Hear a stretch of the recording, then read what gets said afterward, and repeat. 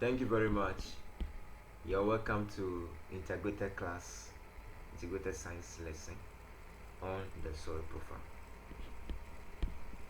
And I hope you enjoy this lesson.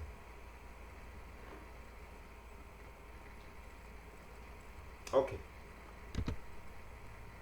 So our objective is to, by the end of this lesson, each and every student or each and every one should be able to come out to the definition. So define the term soil profile. We are going to also look at mention any four horizons of the soil profile. This is very important for our lesson. We will also look at describe any two characteristics each of the soil profile. From there, we also look at state any three importance of the soil profile. These are the lesson objective for us. And for the sake of this video, we will be limiting ourselves on the first three lessons objective. So let's look at the first lesson objective, which is a definition of the soil profile.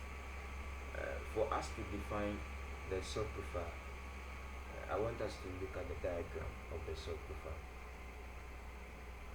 Okay, and this is a diagram of the soil profile. This diagram represents how the various layers of the soil are arranged. So when you dig through the ground or through the soil very well, you see various layers of the soil, and one very clear thing, you know that they are colors. Look at how nice it is. Okay, so based on this, what is the soil profile? Okay, what is it?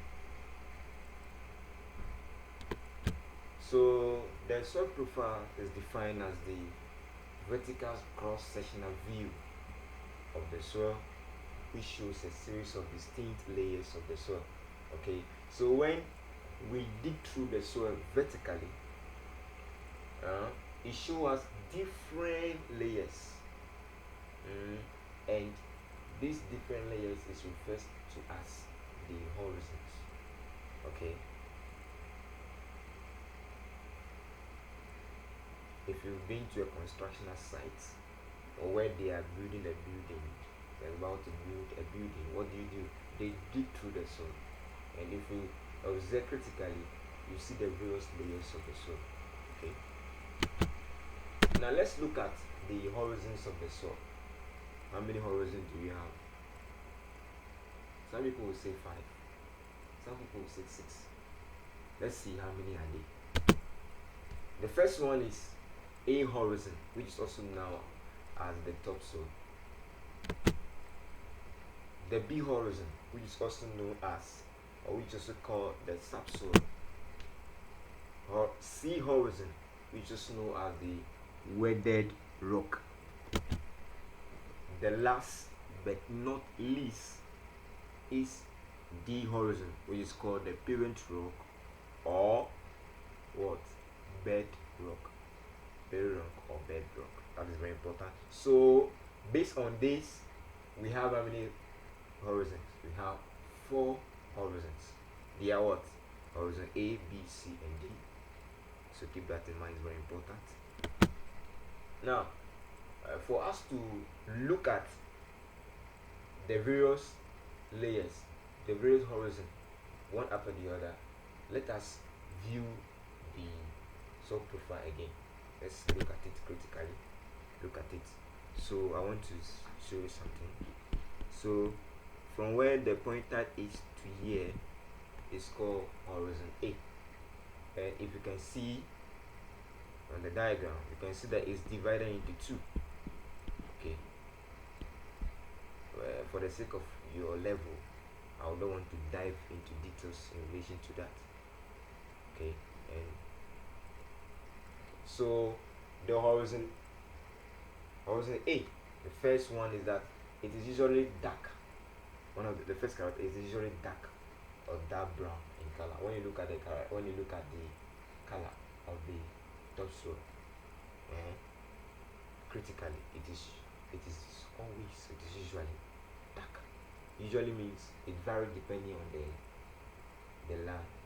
Okay, some lands are darkish, some are brownish, so it is just dark or brown in color. Hardly on some land where erosion take place, hardly for you to see the topsoil. You see, the topsoil can be eroded by water and any human activities. Second one, it contains high amount of organic matter. Okay, the soil profile contains the horizon A contains what? High amount of organic matter. The last one, it's what? It is porous. Okay, it is porous. It's porous. That means it allows water to pass through quite well. Thank you very much. For the sake of our time, we'll limit ourselves over here. We'll continue it in our second video. Thank you very much.